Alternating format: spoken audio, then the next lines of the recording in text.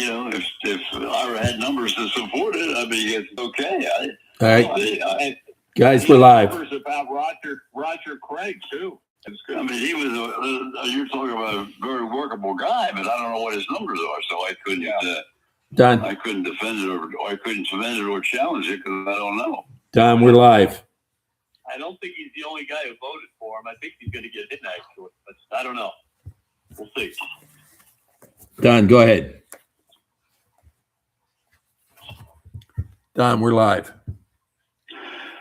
Good evening, everyone, and welcome to another Wednesday night edition of Sports Conversation on the Fightnwords Network. I'm Don Henderson, and of course, at the controls, Frank Carroll, as always, is our director. We've got reporters all around the country. They're going to talk about the world of sports tonight. Always start off in Tampa, Florida, with Roy Cummings. And Roy, I want to go back rather than forward. I want to talk about the last Lightning game because I don't know that I've ever seen a National Hockey League game where there were 7 consecutive penalty calls and you're down, 5-1, and you come back and not only win the game in overtime, but also defeat another penalty. What's going on over there? I'll tell you what, they're playing incredible brand of hockey right now, guys.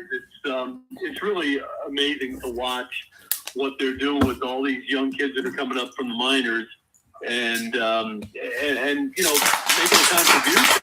And the way they're making it work is when these kids come up, and there's almost a dozen of them that have come up, from the minor leagues, and they're playing, third and fourth line roles for the most part, or 6 defenseman roles. And basically what they're being told is, this is exactly what I need you to do on every shift. And they're just doing it. They're buying in. And I think one of the reasons they're all buying in is because, they kind of been sitting around, down in the minors for a year or two, some of these guys. They're just thinking, okay, you look at the roster and you say, okay, well, where's my spot? They're not going to be moving a lot of these guys anytime soon. They're re-signing certain players, like Ryan McDonough gets re-signed. So I think they realize that, if they get a chance, buying into the system and doing what the coaches are asking you to do is going to be real beneficial for them. And that's pretty much what's happened here. They've, these kids have come up and they've listened to the coaches and they've done what they've been asked to do. And what they're being asked to do is obviously, it's the right thing because it's the hottest team in the NHL.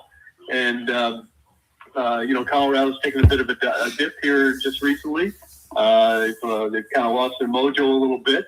Buffalo is as hot as Tampa. And then last night, Tampa beats them in overtime. So, another great battle there with the 2 hottest teams in the league right now. And Tampa wins out yet again. And again, they're playing with critical elements to the team. And, now Anthony Cirelli's hurt. I mean, the injuries just keep piling up for these guys. But at the same time, sort of the victories. Let me ask you just quickly before we jump to another one is, have you ever, you've been covering the Lightning since day one, but have you ever seen a game where a team got 7 consecutive penalties and still came on to win? I mean, the way they played, and of course winning it in the overtime, I've never seen a game like that.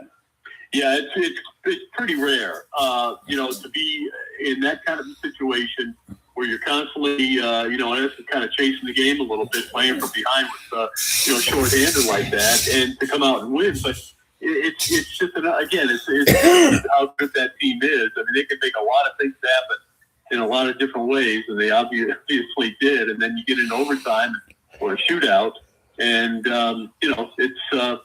then it's kind of, a flip of the coin. So right now, everything's going their way. It'll turn. They'll hit a stretch where it's going against them. But for right now, they put themselves in tremendous shape, obviously. I mean, what's really interesting is that whole Atlantic division, very strong, obviously. And, you're seeing just, the top spot in that division and even the conference. Keeps changing hands, and it's really remarkable. It's quite a battle that's going on there in the East. But not only that, they had to win it on the third opportunity. I mean, they didn't even win it in the shootout on the first or second. They win it on the third. Roger, I don't know if you in Atlanta had a chance to see that game or not. It was a highly unusual game, and another highly unusual game last night when the Rangers had to go into overtime and win one in a shootout. I don't know if you saw either one of them, but a couple of really very, very interesting hockey games over the last 3 days on the national TV where you got a chance to see them. I don't know whether you did, Roger, in Atlanta. I did. I did. I have to be honest. I watched the Lightning game for quite a while, and I turned it off because I thought it was over because they were down 5-1 or something like that. And I thought, wait a minute, this is like maybe the best team in the NHL. And, we talk about it every week. And I was just shocked at the score. And then to come back when I find out that, like you said, they came back. And, but then the Flyers have been down really in the doldrum. And yet, they go into overtime a lot. They not necessarily win, but I just can't believe all these overtime games that are being played in the NHL recently this year. Roy, we gave a lot of accolades to Coop last week, talking about all the success he's had in every area. But again, just got to take a minute to say what this guy's been able to do in Tampa, Florida, and also with the Canadian team, and also looking ahead to the Olympics. I mean, it's just remarkable what he's been able to do. Yeah, it really is. He's got a genius for the game. It seems. It's like he knows some things others don't, and it'd be great if somebody could tap into that and have him explain it someday. He's not about to give up all the secrets now, that's for sure. But you're going to see it on display at the Olympics too with Team Canada, and it's no surprise he's being picked. I mean, look, the record speaks for itself. He's arguably, he's easily the best head coach in the NHL right now, and arguably over the last 5, 6, 8, 10 years, maybe. He's just stepped above everybody else, and just continues to do it. And again, as much as he's done previously, winning cups for the Lightning and that kind of thing, I still think, and based on what we've seen, all these young kids coming up and still contributing, the team's still winning. I think he's done his best coaching job yet this year, and there's no reason to believe that there isn't more of that to come.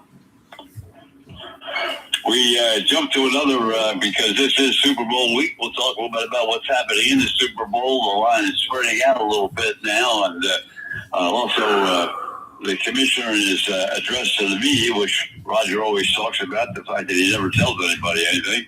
But he answered the Tisch question about as quickly as you could answer. He was in and out of that one in about 4 seconds. But Roger, right now, as we take a look at it, the experts continue to, say that, the Patriots didn't play a strong schedule. Yes, he's had a great coach. Yes, he's had a great season. But the line's starting to spread a little bit. They still think that the Seahawks are that much better. Well, and I agree. I think they are better. I think the Patriots are on the move in the AFC. I think they will really be a power because they've got a young quarterback. They've got a great coach. And I think that they're going to be reckoned with. But I don't see that. And I may be totally wrong. I've made some bad predictions this year. But I just think Seattle at this stage is a better team.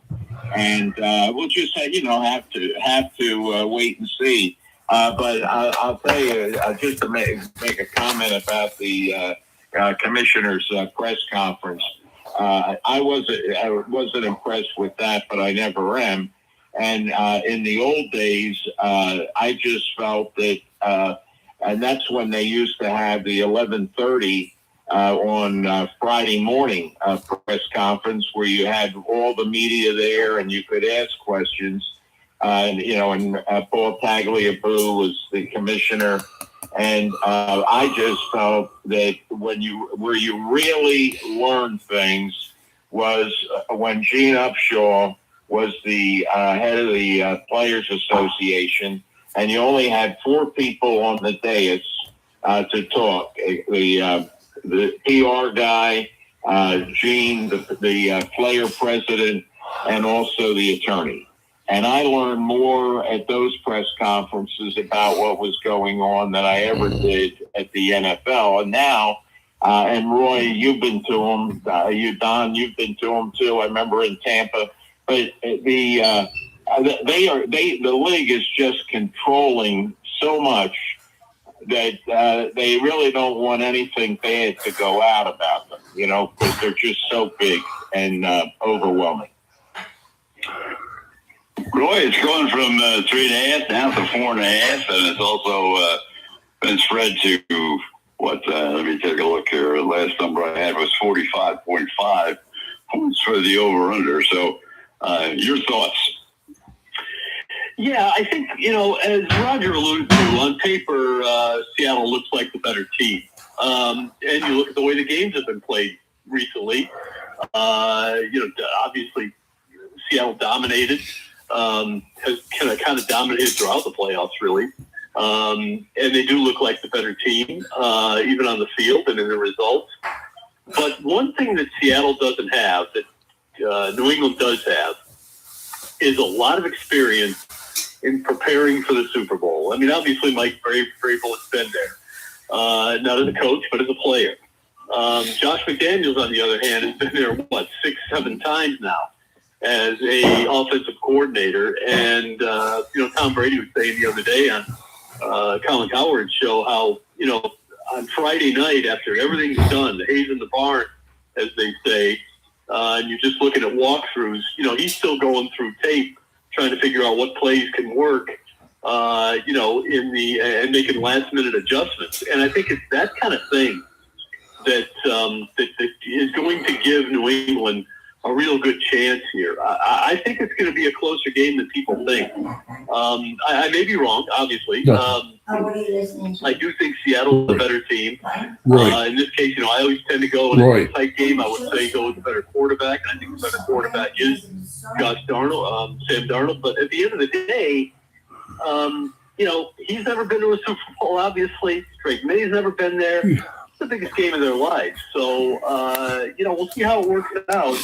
And that, one of the keys, I think, is can New England's offensive line, can they keep Seattle at bay? Can they give Drake May time? If they can, and figure out a way to make that happen, I think it'd be a very close game. So don't count out the fact that there's a lot of experience on the coaching side for New England for this game, and I think that could make a big difference in terms of preparation, which will then make a big difference possibly in terms of execution come Sunday night. Roy, to Roger, I have to agree with you on that. I think the Vrabel's not only had the experience, but the one thing they talked about that have repeatedly talked about is the fact that how much better the competition was for Seattle during the course of the year than it was for the Patriots. The Patriots had the easiest schedule in all of the National Football League this year, and they really didn't dominate even some of the bad teams. So they're looking at that and saying, well, wait a minute now. Let's look at what the history of the year and say, yeah, the record is terrific, but they didn't play anybody. Roger? Well, that's right. Your schedule is what it is because that's the way it lines up that where you were in the standings the previous year. So, I understand that rationale, and I don't necessarily agree with it totally because I think you still have to play the game. And but you're right. I mean, Seattle obviously because they had a great record last year. They had a tough schedule. But I Roy, I understand what you're saying about Josh McDaniel and Mike, and about having the experience in Super Bowls, and that I think can have a bearing on it, because they definitely have the experience over Seattle in that situation.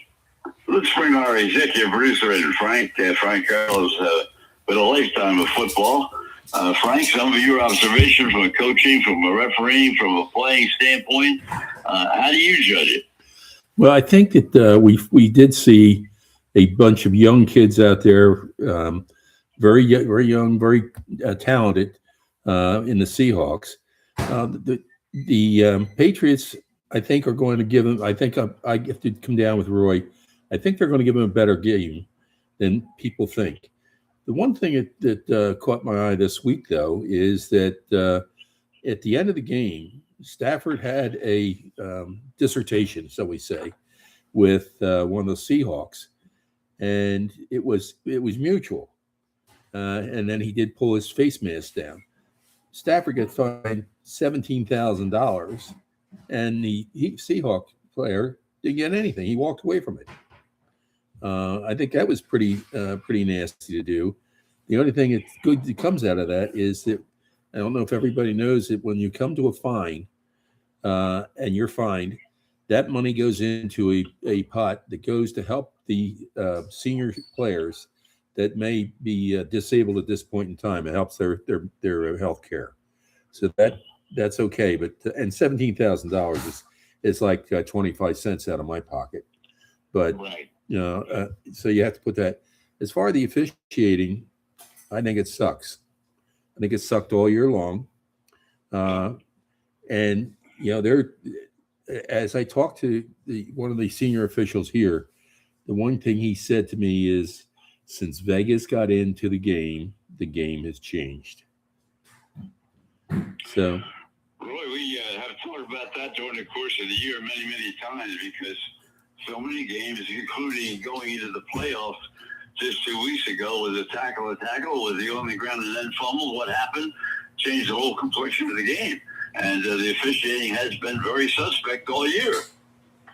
Yeah, nothing. I think one thing we can absolutely count on is that there's going to be a moment in this game where an official is going to make a call, and it's going to be one of those, as so many are, one of those judgment calls, and we're all going to wonder, okay, well, did they get it right? Did they get it wrong? There may be a 50-50 split on whether it's right or wrong, but it just seems like every big game now, there is a case like that where nobody's quite sure, if the officials got the call right, and it's unfortunate. I think, to be honest with you guys, I think the competition committee and the rules committee need to get to work, and I think they need to start solidifying some definitions of what is a catch, what is a tackle, what is a hit, what is an illegal hit on a quarterback. I think a lot of changes could be made in a lot of areas, because everything's a judgment call. You'll see a guy, you'll see a defensive end hit a quarterback just after he's thrown the ball, hit him solid in the chest, take him down, and it's no call. And then you'll see the same kind of play, and it's a 15-yard penalty. And you'll see the same with catches and tackles and targeting and things like that. There's just so much that's subjective, and I think that's where the problem lies. I think they just need to get some clearer definitions of what is what in a lot of cases. And it's much like holding. The old adage is you can call holding on every play. Well, okay, you're right. You're absolutely right, but they don't. No, you can probably call. Roughing the quarterback on almost every pass play, but they don't.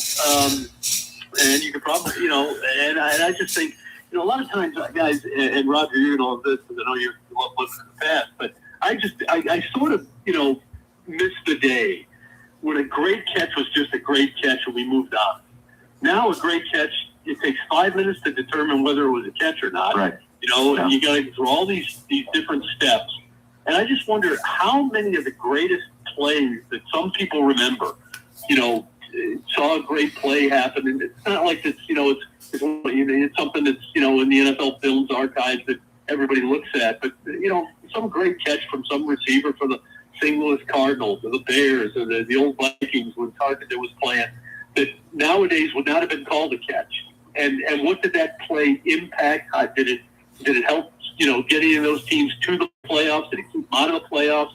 All those kind of things. And we don't have that anymore. And look, I'm not saying that replay is bad. I like the fact that they're getting it right. But I think they've gone to such a degree.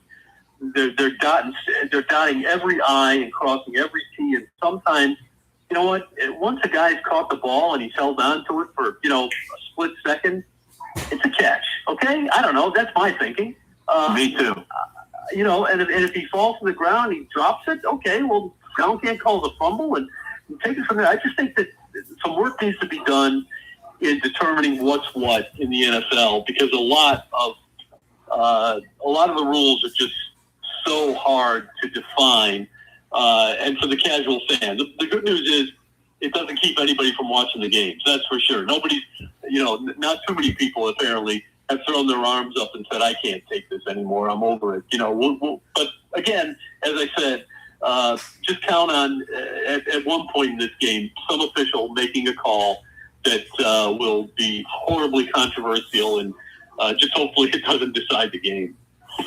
Well, the thing that disturbs me is the fact that, first of all, that they go so long with the, some of these replays that they have. And secondly, they have a former official in the booth as an analyst for the TV, no matter what network it is. And he gives you one determination of what he sees, and 35, 40% of the time it's different than what actually turns out to be what's decided. I mean, I don't understand why it takes so long. And number two, I just think, Roger, they're overdoing the replays. You can't go 5 minutes where you just sit there and wait for these guys to look at it over and over and over again when you see it at home 10 times. Don and Roy, I totally agree. I think it's a joke, and I think it's because they get more commercials in, for TV. As soon as there's a question about a play. That's number one. Number two is I did not see the whole thing, obviously, but I do believe that the commissioner avoided really getting into a discussion about officiating at his controlled press conference. But, today we all can watch a lot of college games. Okay? I mean, I got the, just like I'm sure you all do, the SEC Network, Big Ten, ACC, and then you've also now got the CW Network with some really good games. And plus, the four major networks. And I'll tell you, I see a lot of college games, big-time college games. And I will tell you, in my opinion, the officiating at the college level and in the big conferences is far better than what I see in the NFL. I do not see, and I may miss it, but I do not see the controversy. And you see, like the big games, just like the national championship game. I saw that referee numerous times during the regular season. And I don't get it. I don't understand why in college that you just don't have the controversy and the questionable calls, at least from my perspective, that you see in the NFL. Don, you hit the nail on the head. The other night, or last week, during the last, I think it was the last ESPN game, the whoever, I forget, he's a former official, he absolutely, as I recall, came out and disagreed with what the call was and what was held up on the field. I thought that was really interesting, and he was a former NFL rep. Roy?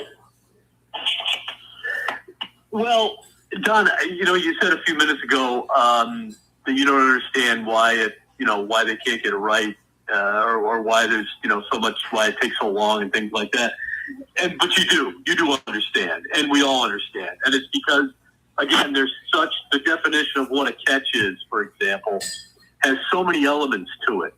Did he catch the ball, number one? Did he secure the ball, number two? Did he secure the ball and then make a football move, whatever that may be? And then after he's made the football move, did he continue to hold and possess the ball through the play?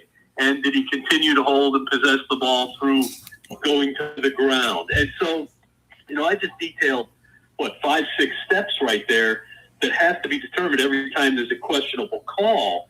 And that's just on a catch, which is obviously the biggest, argument of all these days. So, but I mean, there's all that. And as I said, there's definitions within definitions. What constitutes a football move? You have to both feet on the ground. You have to actually take a step. And you have to, what is a move? What is a football move? If it's not just going to the ground, what else has to be, what constitutes a football move? So there's so much involved, and that's why it takes so long. And yeah, I understand the controversy that, or conspiracy theory that it's just a way to get more commercials in. But most of the time, they don't go to the commercials. They stick right there, and thankfully, now at the games, they don't do that necessarily as much. But thankfully, for TV at least, you do get to see the 14 different camera angles that they have on each play. Which again, is that good or bad? Well, okay, 14 different camera angles. You put them all together, and sooner or later, you're going to figure it out. So that's a good thing. But without all those camera angles, well, maybe we get through these things a little bit quicker. So again, there's just such a fine line, it seems, between what's what and what's not, and it gets frustrating for people. And again, I'm a bit surprised that there hasn't been more backlash from fans about it. But look, it's a bettor's game, and as long as people are betting on it and enjoying it, it's going to continue to be kings. Well, we'll leave the TV in a second. I will just say that the Mountain West got a new conference contract. I guess most of you guys have seen that by now. 6 media rights are going to be announced, I guess, later on this afternoon. I didn't hear whether it was formalized, but they say it's all set to go. CBS is going to be a part of it, their sports package. Fox Sports is going to be a part of it. They're going to have a streaming platform, and they're going to have a 5-year deal with CW Network. So the Mountain West is now climbing in all the other networks that Roger just touched on. And so we're going to have a lot of college football, boys. And we're going to see a lot of replays and a lot of football. It's dominating the TV scene, and they look at the ratings. And, oh, my God, what was it? The top 55 ratings of last year were all football. Every one of them except was the only one that was outside the pro ranks was the championship game. And so, fellas, we're in for a lot of TV and a lot of football. Roger? Yeah, isn't Sunday Night Football the number one watched TV show totally every week on national TV? Hold on. And the baseball is going back to NBC, so we're going to see a little baseball over on NBC now, and Costas is going to be involved again, so that'll be interesting to see what happens there. But yeah, what'd you say?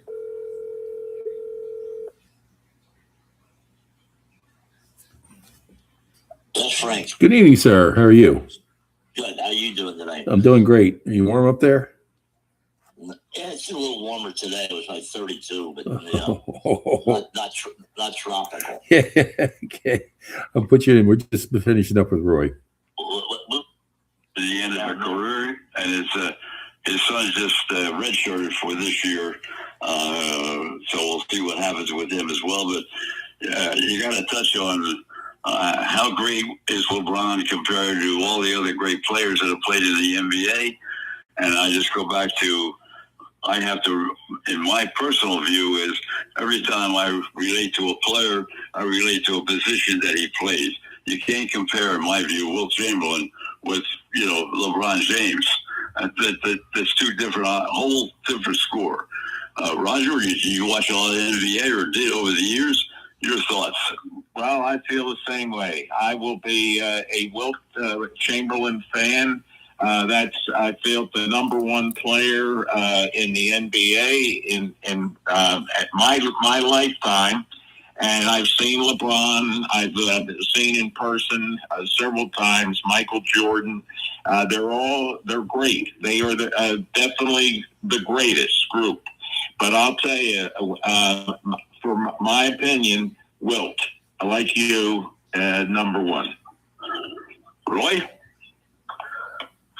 Yeah, I don't follow the NBA enough to really make the argument. My opinion would be just be based on what I've heard from other people. But I'll say this: the NBA is a show, and I think look, like when Wilt Chamberlain played, there weren't the athletes out there that we see now. The athlete, just the athleticism of the NBA player is so much greater now. I mean, it's greater in every sport. There's no question. Could Sammy Baugh have played in today's NFL? I don't know, maybe. But he was great in his day. So it's hard to know. But I'll say this. I mean, look, if you had a chance to see him play, just like you guys had a chance to see Wilt Chamberlain play, I had a chance to see Michael Jordan play. Saw, Dr. J, those kind of players. It's a privilege.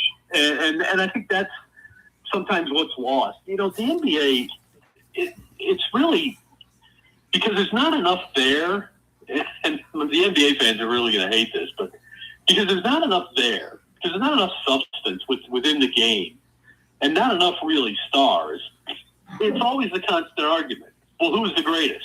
Was it Chamberlain? Was it Bird? Was it Magic? Was it LeBron? Was it Jordan? Was Julius Irving? Who was it? Who was the greatest?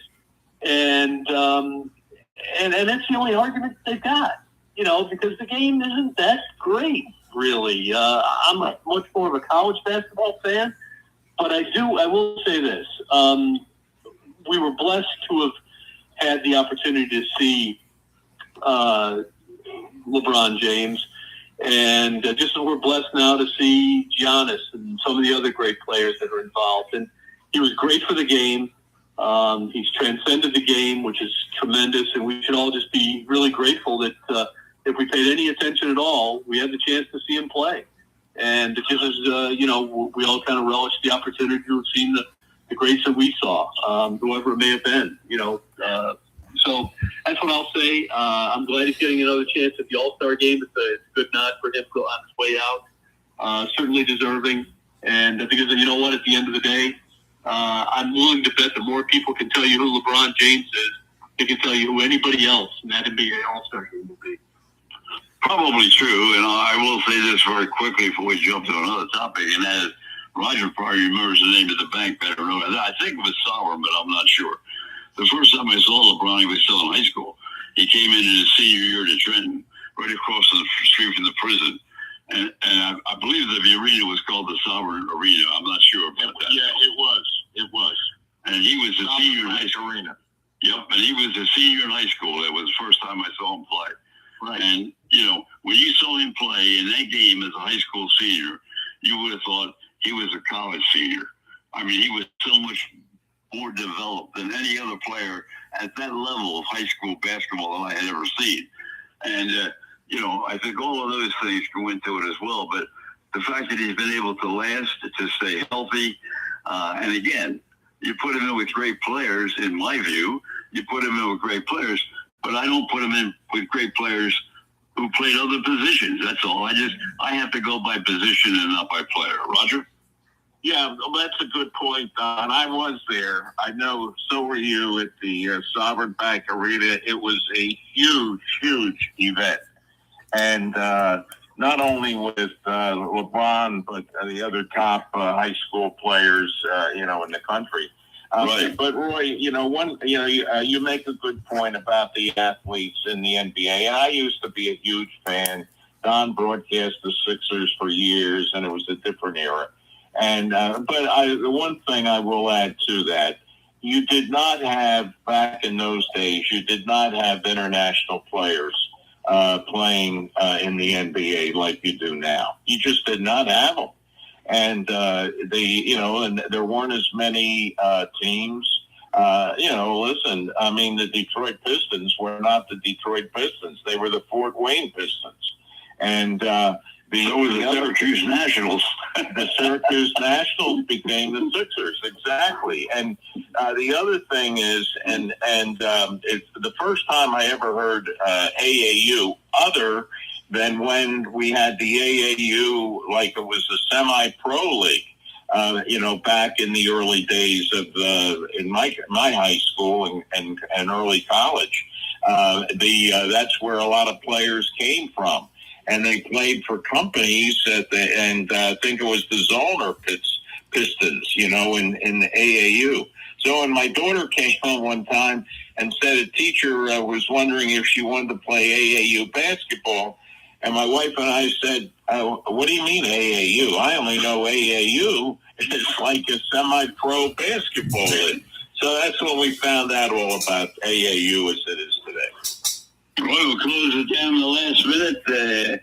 Your closing thoughts on the Super Bowl, and maybe you'd like to give our listeners an idea of what you think is the primary bet of the game.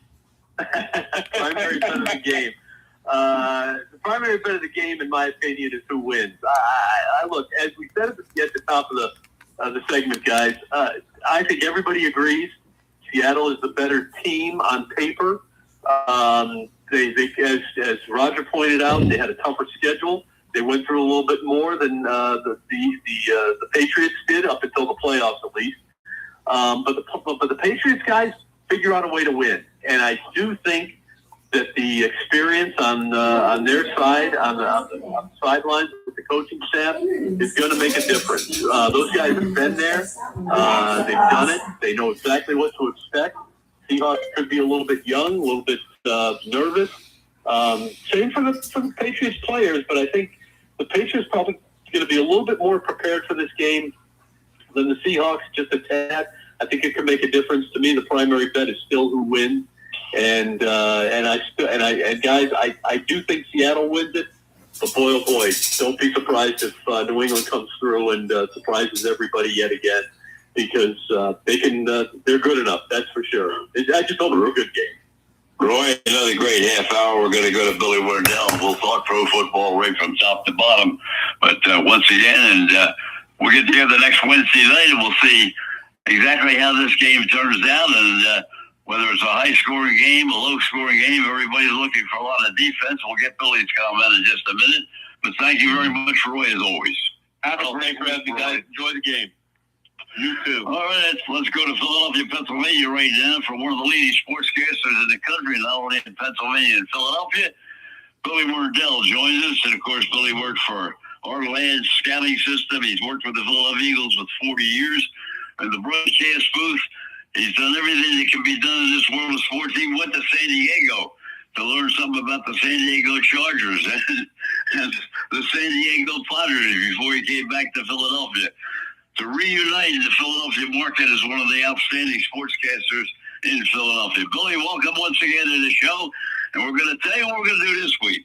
We're going to let you give your opening statement and when you go on the air every single day, rather than at the end in the beginning. Tell us how you started all off. You're listening to WCAG 95.3 on the FM dial, WCAG 1520 on the AM dial, 95.3 WCAG.com, streaming worldwide. And you always can follow me on X, Warndel, WERNDL. Don, I heard you talking about Will Chamberlain. What other athlete in the history of all sports changed the game? He changed the game from widening the lane. He changed the game from offensive goaltending. He used to be able to lead the ball into the net. You cannot do that anymore. He would throw the ball off the backboard, and he would take one leap, and he would dunk the ball from the free throw line when he was shooting free throws. What other athlete in sports that has made that big of an impact on the rules of the game? Not only that, Billy, but you have to talk about the 100 points that he scored at Hershey, Pennsylvania against the Knicks. But the other factor is that you're looking at Will Chamberlain, who, when he left the game, had 73 NBA records, and most of his records still haven't been eliminated as yet. He never fouled out of a game. And the other thing, how many times do you think Will Chamberlain scored 50 or more points in a game? I don't know the number, but it's got to be well way up there. 118 times. Wow. Oh, no. That's amazing. Holy smokes is right, Roger. Well, I'll tell you, Bill, that we talked about this before. You would be amazed. I am. I deal in this area in Georgia with kids in middle school, high school, but the ones in middle school amaze me. They're NBA fans, and they know all about Will Chamberlain because several times boys have said to me they don't believe that he scored 100. And I went on I had the CD. And it of course, it was the book about Bill Campbell that Sam Carchidi wrote, and it had the CD in there. But like we talked about, I play that for them, and they just can't believe it. But the story about how the recording of that last quarter of the game, the guy, Don, tell the story. The guy called you in on Sports Final. Yep, nobody had the recording of the game, and just a fan called and said, "I do have the recording, and I know Bill would like to have it," and he sent it to Bill, and that's the one you hear today. Is the only person I know that had any recording knowledge or any recording of that particular game against the Knicks and Hershey, and Bill got it from a fan. Well, that's great. That's a great story. Don and Roger, we have to turn to the Super Bowl this week. Right? Absolutely. Bill, before you do that, though, let me just say, because we were going to have you on right after the Eagles got blown out there. Not blown out, but they lost it. They got beat, yeah. You could say right. They were handed their head in that game. Right. So I want to touch on that first because there have been a number of coaching changes around the league.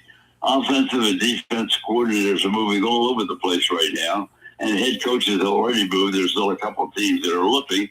But your thoughts on the overall general appeal of one? The Eagles were one of the teams that was most criticized about their offensive coordinator.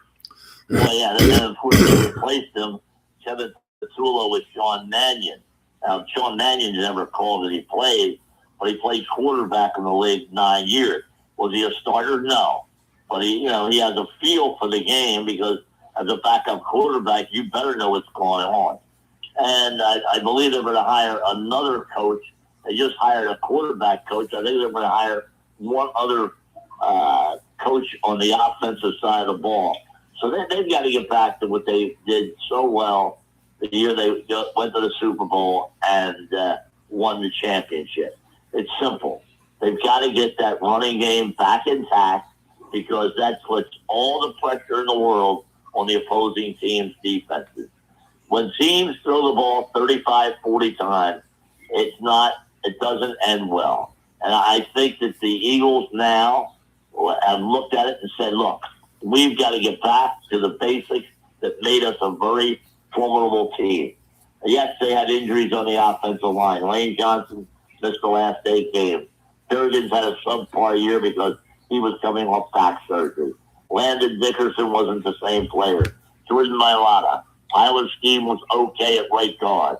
But this team has got to get back to the basic, run the football first, and that opens everything up. And I think you have to put in more design runs, 5 to 7 design runs a game for Jalen Hurts, because that'll put a lot of pressure on opposing teams' defenses. Billy, you gave me the one stat that I thought was most interesting. I like to bring it to this show as well. And that is, you talked about the number of times that Jalen ran the ball 2 years ago as opposed to this year. And the differential, because as you said, everybody wants to see him run the ball. Well, Don, the thing is, when you have that element of him running the football in your game plan, that puts a lot of pressure on your edge rushers or outside linebackers because they can't commit. If they can't commit and he finds a steal, he's going to go for 15, 20 yards. They did not use that as much this year. I don't know if it was Jalen or was it Nick Sirianni or was it Howie Roseman? I don't know. But in order to be a dual-purpose threat, Jalen Hurts has got to run the ball. Last year he set a Super Bowl record. 11 carries, I believe he had 82 yards and a couple of touchdowns. He has to get back to that. That puts in tremendous pressure on the opposing team's defense. That opens it up for the passing game. It opens it up for Barkley. And everything evolves around Jalen Hurts' ability to run the ball. Billy Warndel, our special guest this half hour. And Roger, you're up. No, I agree, Bill. I felt that the entire season because the only time you'd ever see him run and then he, slide if he's desperate. And I do want to send out good wishes to a guy that will always, be in my mind, a big contribution, a contributor, I should say, to the Eagles' first Super Bowl. Frank Reich announced today as the offensive coordinator for the Jets. And I'll tell you what, I just think a class act, a really great coach. And I was glad that he's back in the NFL from Stanford. And I know you thought highly of him. Very highly. He brings stability to that Jets coaching staff. That coaching staff last year, their offense was a fire drill. I mean, it was just inept. I mean, there were games where they couldn't even get the right personnel on the field. So, I mean, you got a veteran with stability. He's understood the game. He was a great quarterback in college, a great backup to Jim Kelly in Buffalo. He understands the game. Now he gives the Jets that stability as the offensive coordinator. And, the Jets have some weapons. I mean, again, they need to find that number one quarterback like their crosstown rival, the Giants, Jackson Dart. They don't have a quarterback right now. And I don't think it behooves the Jets to go into the draft looking for a quarterback. They've got to make a trade for a veteran quarterback and then possibly next year think about addressing the quarterback situation. After Mendoza, this class is very, very weak as far as quarterbacks are concerned. He's the only one that I would give a first-round raise to. If you're picking Simpson from Alabama or anybody else, you're really pushing the envelope. Wow. Billy, let's go to your expertise now as we look forward to the Super Bowl coming up on Sunday evening and some of your thoughts on both clubs from a coaching standpoint to a talent standpoint to an experience standpoint. Your thoughts? Well, you have to give Sam Darnold a lot of credit. He bounced around from team to team like a rubber ball. He played well last year in Minnesota until the last couple of games of the season. The wheels came off. They signed him. They gave him a mega deal in Seattle. And he lived up to the billing. He really made that team. But what made Seattle so good was their effective ground game with Walker and Charbonneau. And, of course, Charbonneau is out. But that offense really is predicated upon them running the football. If they run the football like they're capable of doing, it could be an ugly game on Sunday with the Patriots. Roger? You feel that Seattle just will be a powerhouse. Do you see that it could wind up like the Eagles last year? They could come in and really knock the Patriots out quick? Here's the deal. Drake May has not played well in the playoffs. Let's be honest. I know it was inclement weather in Denver. I know it was a tough task when they played Houston. I mean, Houston really self-destructed against the Patriots. But he has not played great, and he's hurting a little bit right now. And you don't think Mike McDonald, the coach of the Seahawks, is saying, hey, we got to knock him around like a 10-pin in a bowling alley. So I really believe with Seattle's tremendous defense, Leonard Williams, the former Jet, Lawrence, the former defensive end for the Cowboys, they have really, really played very well. They've got a solid secondary. And again, they don't ask Darnold to throw the ball 30, 35 times in the game. They want to play a control game with a running attack. And that is their MO. Really, I think Vrabel got a terrible deal in Tennessee. I think that, Kraft really made a great move bringing him back to New England to take over the Patriots. I think he's done an outstanding job. However, as you have said many, many times, you look at the strength of schedule as opposed to the Patriots this year, he had a little bit of a cakewalk. Well, Don, the schedule is not his fault. You got to play the teams in front of you. Right. And he took advantage of that. And he got this team believing in themselves. Look, their personnel, I don't believe, is as strong as Seattle. All right? But he has this team believing that they can do unbelievable things. And again, you're right, the strength of schedule was very, very weak, to be honest with you. Next year will get a lot tougher. But Seattle had a meat grinder. They played in a very, very tough division. San Francisco, L.A., Arizona is not very good, but those two teams are really tough teams. Both teams were in the playoffs. But, again, Vrabel's the type of guy that motivates, and he may get every ounce of energy out of this Patriots team. I don't see the Patriots winning, but I think they could make it interesting. Roger? Bill, not to get off the subject, but you're into the broadcast of the Eagles. I read the story today with the Bills going into their new stadium. They are going to totally control the broadcast that they've had on WGR for years and years and years, I guess since they came into the league. And I just found that, very interesting because, WIP, has the contract, but I don't think the Eagles really can control the content and everything like it's going to be with the Bills. Am I right about that or not? That is very, very dangerous. I mean, when you start controlling the broadcast. Now, people say, well, what about the baseball broadcasters? We're very lucky to have a guy like Scott Fransky in Philadelphia. He's very objective. He tells it like it is with the Phillies. Merrill tells it like it is with the Eagles. McGinnis with the Sixers. And, of course, the Flyers announcers. You've got to you can't tell people when a team's down 4-0 in a hockey game, oh, they're playing well. Or the Sixers are down by 20. Well, this guy coming off the bench has 19 points. He's really looked good. They're down 20 points. Same with the Eagles or the Phillies.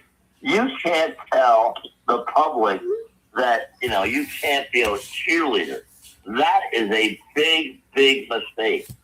And I hate when teams do that when they want to control the content. That is absolutely wrong. And I mean, it's a sad commentary that the fans do not get a totally objective view of the game. The one thing, before we leave this and go to the 76ers and the NBA and other sports, other Phillies as well, and so forth, but we talk about Vrabel. We talk about what he did in Tennessee. We talk about what he did now in New England with the Patriots. How important, and now there's so many judgments on what's happening with the Eagles head coach. Is he really getting all the talent out of the team that he has in front of him? How important, Billy, do you look at these coaches in the National Football League? How important? Dick Vermeil is very, very important. He was the team. Now Vrabel is the team up in New England. How important are these guys? They're very important. What Dick Vermeil did with the Philadelphia Eagles, when he took over that team. There was no free agency, and he had no draft picks. He could have got federal funds if he had applied quick enough to help that franchise. What he did was unbelievable with mastery. When he took over in 76, he did not have a first-round pick until 1979 with Jerry Robinson. And the following year it was Warndel Young. I mean, this man was a magician to get every ounce of ability out of every player. That's a certain trait. I mean, you go back to Vince Lombardi. He took over a terrible Green Bay Packers team. Yes, they had talent, but believe me, he pushed the right buttons. You have to have a coach that just had to relate with the players and push them to beyond their limits. Well, then you got to go. You look right now, all they're doing is adjusting. They're going from McCarthy. This is his third team now, being in Pittsburgh. Aren't there any people out there, like Vermeil, who was at UCLA and brought in? You go, to me, I think you go out and you research and you get a guy that really can help your team in more than just coaching players, but to do something like Vermeil did. But that doesn't seem to happen. Well, Don, again, it's a different approach today. A lot of times, with the exception of a few teams, the general manager wants to be the commander-in-chief of the team. I mean, that's a dangerous situation. My philosophy is the coach coaches the players. He makes sure who that 53-man roster. Yes, he consults the general manager. He doesn't leave him out on an island. But the thing is that a lot of general managers are taking over the game. When, John Harbaugh went up to New York and said, I am the number one guy. Let's make no mistake about it. I'm not throwing Joe Shane under the bus, but his job is basically to go out and procure talent for me that I can coach up. That's so important. But some franchises do not want that. They want their general manager to be the commander-in-chief. Roger, well, just to follow up on that with John Harbaugh, I mean, he is taking charge. And I just read a little earlier today that he hired away from the NFL. I forget her name. Is it last name Ambrose, I think? And she's been with a number of teams. Went to the University of Delaware. I believe she's from Virginia or in the area. And she was on the staff of the NFL, and her job with the Giants is now going to be the cap management and involved in personnel. And she is really respected around the NFL, where I guess she was considered for GM jobs with other teams. Did you see that story, Bill? I did not see that story. A very good point. But again, you have to be careful. The cap is very, very important, and player personnel is very important. And you have to be able to marry both of those things, because every year you're faced with a tough cap situation. And sometimes you have to make decisions that are very difficult. You want to keep this player, but his cost is too prohibitive. And you have to make that decision. There can't be any hearts and flowers in professional sports. All right? You can't fall in love with players. That's the worst thing you can do, is fall in love with a player, because when it's time comes to make a move, it's very difficult for that coach, general manager, or manager in baseball to make that move. Well, Billy, your team in Philadelphia is right at that point right now. They are at the pinnacle of where do you make your move, and they've spent a lot of money on senior players behind the plate and their designated hitter, and they're way up there at the top of the pay scale. And you're exactly right. The Phillies are in that position right now. You make a very good point there. This year, they have to be in the World Series. I don't want to hear people say, well, they got the talent, or some jackasses say on radio, we would have been the team that would have beat the Blue Jays. No. You lost to the Dodgers. You were home for the holidays. I don't want to hear that. This year, they have to be in the World Series. As you mentioned, Don, it's an aging team. And what formula are they going to use in the postseason? Last year, Harper, Turner, Schwarber, 3 for 35. They got to do a lot better than that in the postseason. I don't want to hear about, well, wait till next year. It's no longer wait till next year in Philadelphia for the Phillies. Have to be in the World Series and win it this year. Roger. Well, I'll tell you, Sunday night, Bill, Don, and Frank, I was listening to WIP, Marcus Hayes, and Ricky Ricardo. And I think it was Marcus made the comment, Bill, that if the Phillies get off to a bad start, Don Mattingly at Memorial Day will be the new manager of the Phillies. What do you think about that? I'm not surprised at that. No, I'm They not have either. to win now. Yeah.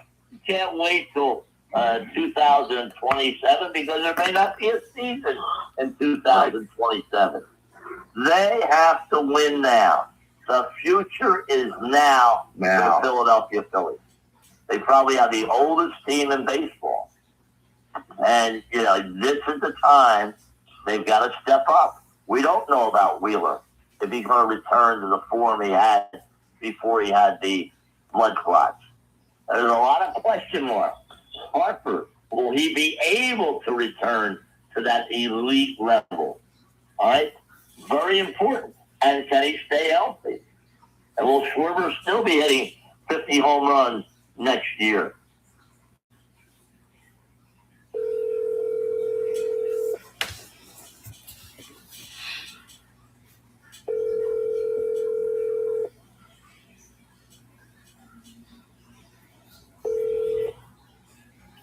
Hello. Hey, Mike, how you doing? Hey, how's it going, Frank? I'm doing great. How about you? How are you feeling? Good. How you feeling?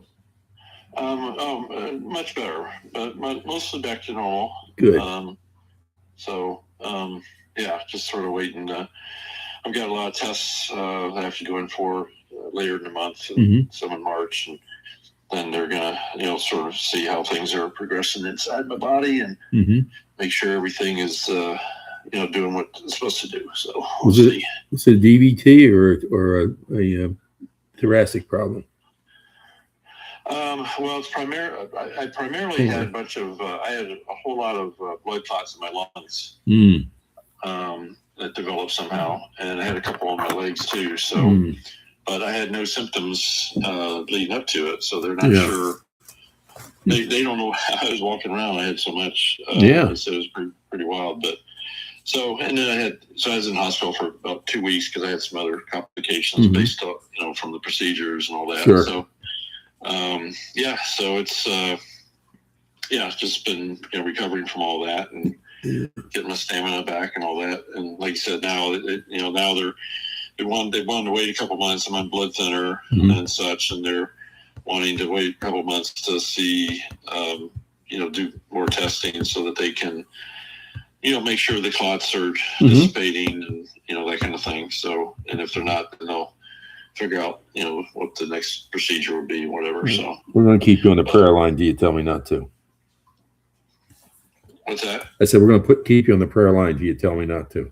Oh no. Yeah. I appreciate it. Yeah. No, cause it's like you said, hopefully everything is, stuff's going away.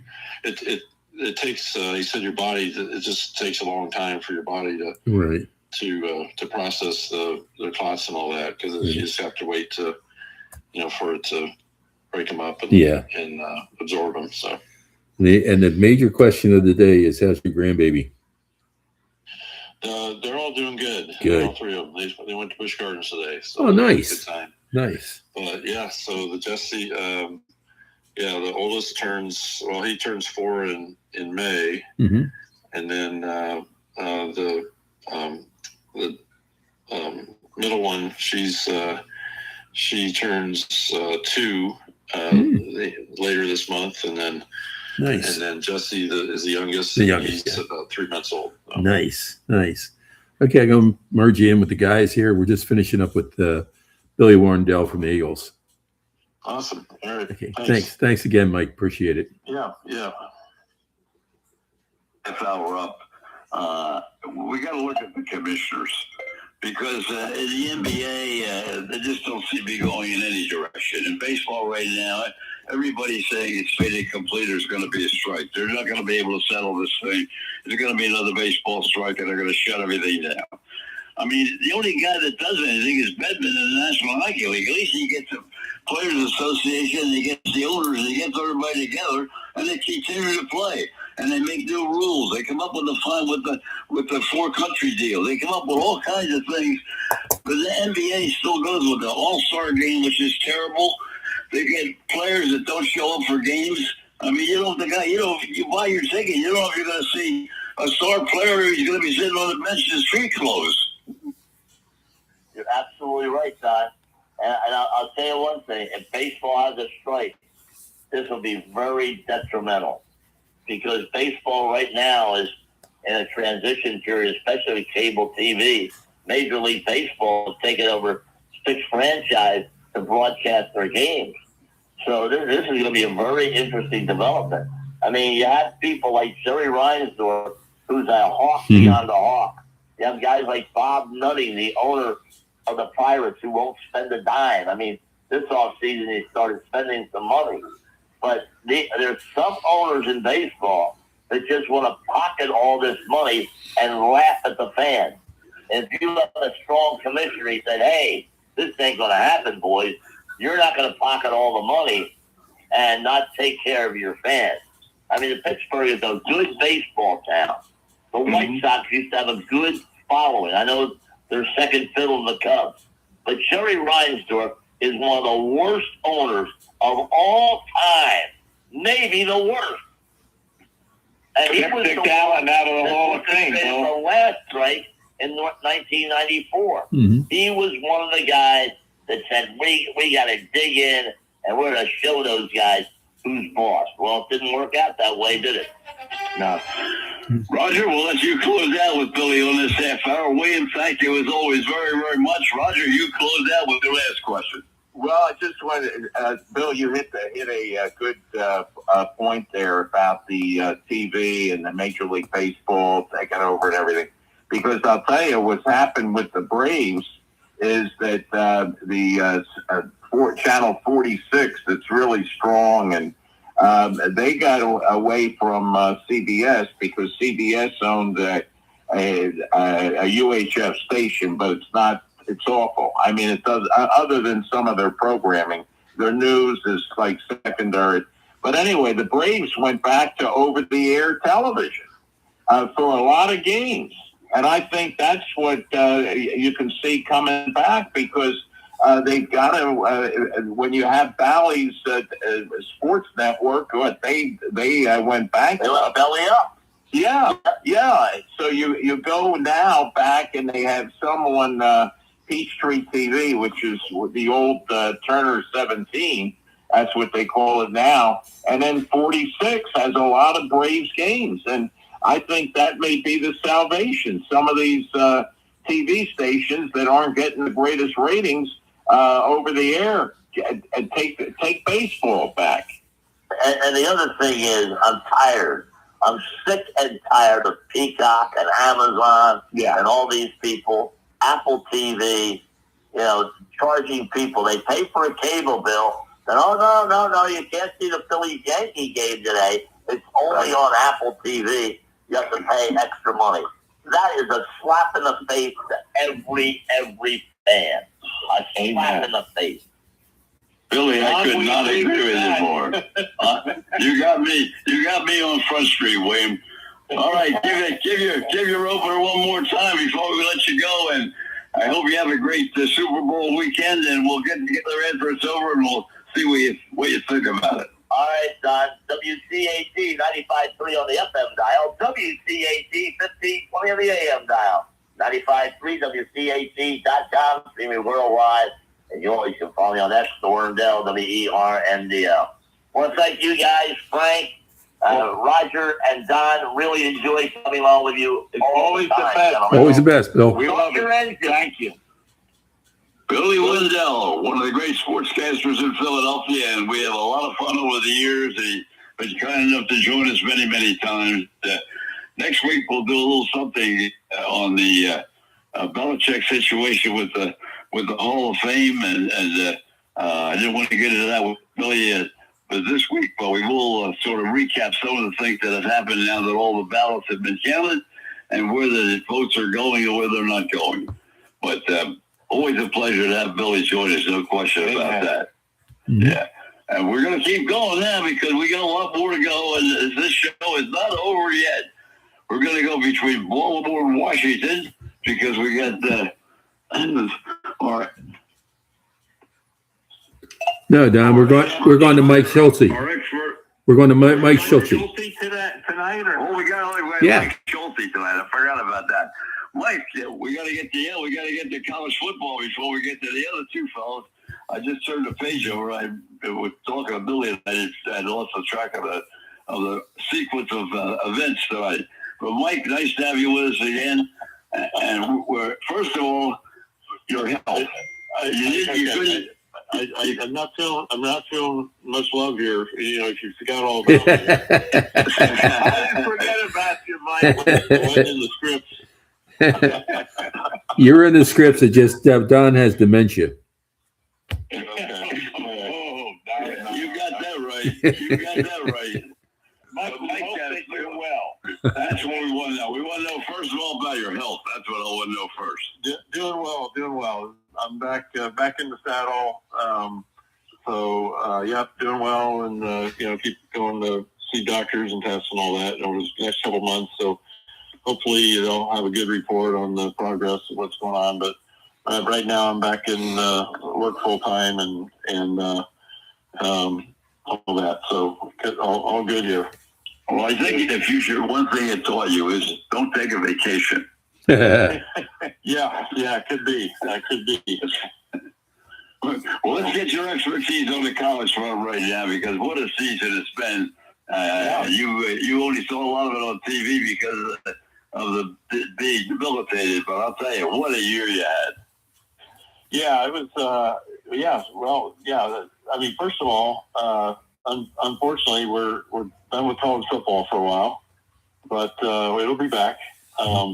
But yeah, what a great finish. Some really good playoff games. Our bowl game was terrific. Iowa and Vanderbilt game was terrific, back and forth, and an exciting finish. We had Kirk Ferentz in our game, the coach of Iowa, who's the winningest coach in Big Ten history,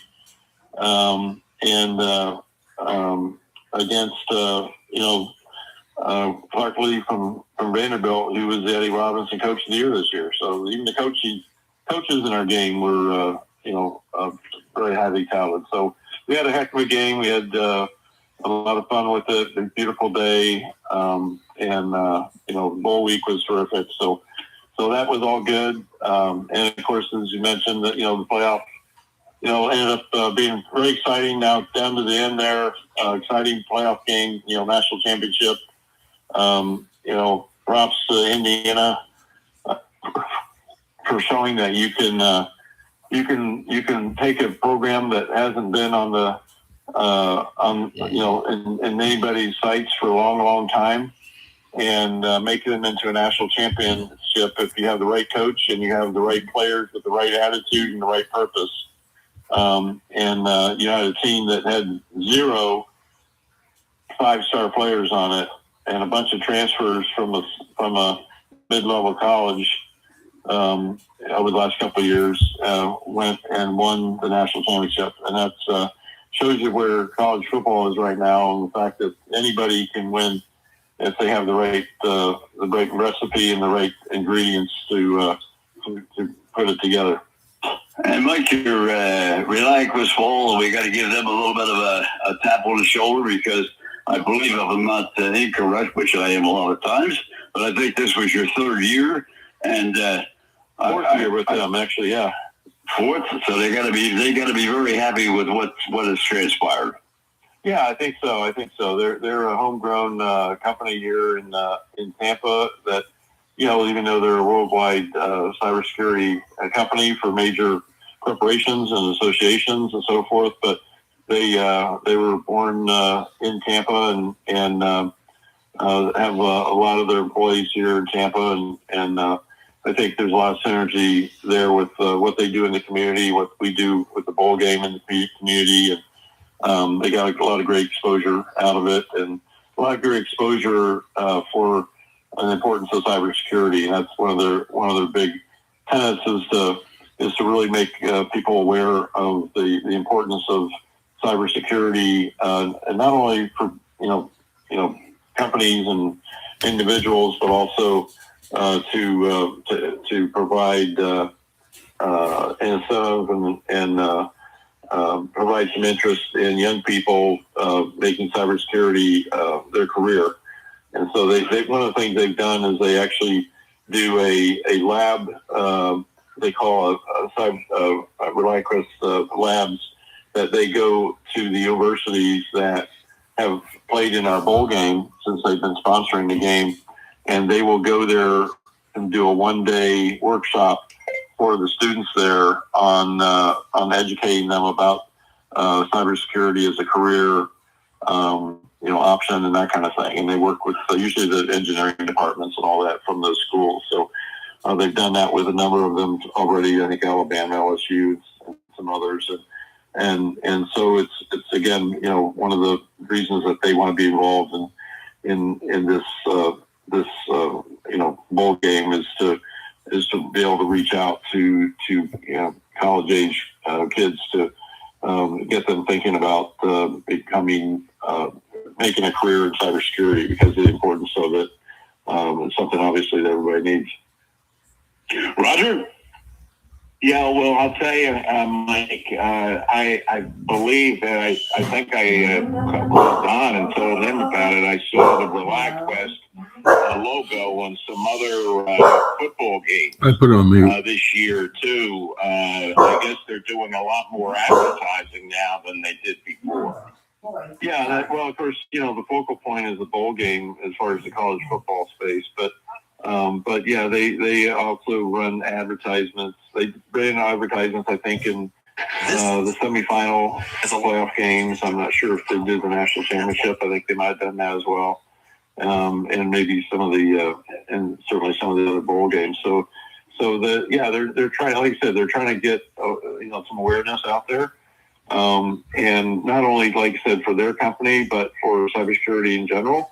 They're trying to get more people educated on the importance of cybersecurity for their, primarily for their businesses, but also, like I said, the young people to get, to make it a career, because they I know they're hiring people all the time in their work, because they're constantly, cybersecurity is such a important aspect and a critical aspect for businesses, especially, and of course, the bad guys out there always keep developing new ways to infiltrate companies and their data and so forth, and so they have to stay on top of it, and so their industry is growing quickly, and so they need young professionals to be able to come in and work for them and other companies in the cybersecurity world. So they're trying to educate. They want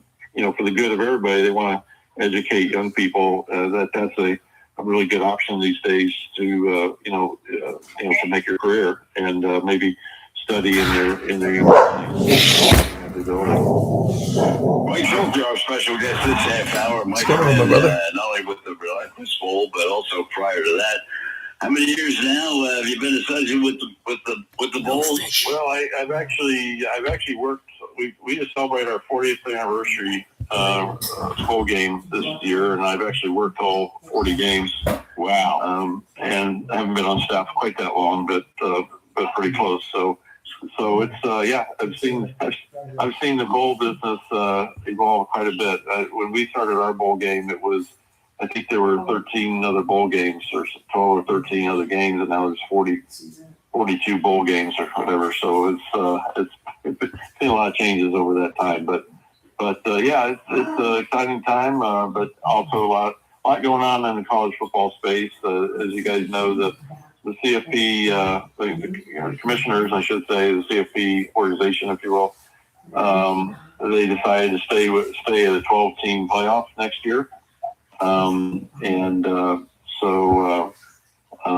That's in place, and we'll, all the, our bowl contracts and all that will be the same for this next year, and hopefully sometime this year they'll be able to, start planning out a little bit more in advance what the next 5-6 years will be after that, to see, what if any changes they want to make, and enable the bowl games and other folks to start planning ahead. But for now, everything's in place for this next year, and so that's good for everybody. Mike, I was just going to say, a very, very smooth transition. I thought 3, you told me correctly, 4, between Outback and Realiaquest. Outback did a great job for so many years, and ABC has been so associated with your bowl. And all these things have come together and very smoothly made these transitions. And it's been a wonderful opportunity for the people in Tampa, Florida, to see the bowl games, to see the teams you brought in. Yeah, I mean, like you said, 40 years is a heck of a milestone. We started out as the new kid on the block. There were, like you said, there's only 12 other bowl games around, and the Orange Bowl, Fiesta, Sugar, Cotton, Gator, Peach Bowl, Rose Bowl, and a couple others. I think Holiday Bowl and Sun Bowl. But so we were the new kid, and we quickly got a lot of traction because of our destination and so forth. And then we also, of course, aligned a few years after we started. We got some alignment with the Big Ten, SEC. We've been with those two conferences now for the last 30 plus years, and they've produced a lot of really good matchups. I think of the 32 years of the 40 years we've had the bowl game, I think we've had a Big Ten SEC matchup, and I think 20 of those 32 games have been decided by one score. So a lot of really good games over the years, and a lot of good talent, a lot of great coaches, a lot of great players that played in the game, and it's been a lot of fun to watch it throughout the years. And even though the landscape has changed quite a bit, especially recently with college football in so many different areas, bowl game is still very successful and does an awful lot for not only the schools that come here and the fans, but the local community. So it's been a lot of fun. Frank, Mike's been great with us over the years, going all the way back when Tommy was putting the show together, and you guys started so many years ago as well.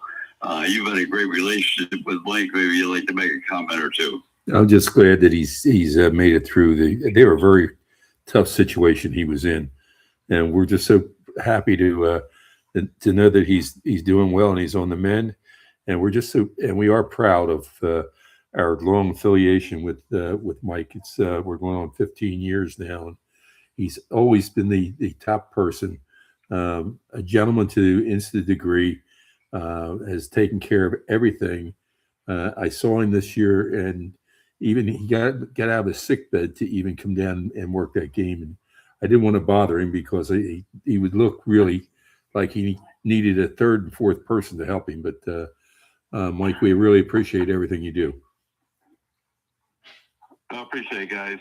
Appreciate it. You can't get rid of me that quickly. So, Roger, you're up. Mike, we talked about officiating earlier, and my state was about I think college officiating seeing a lot of games because of the availability with all these different networks now.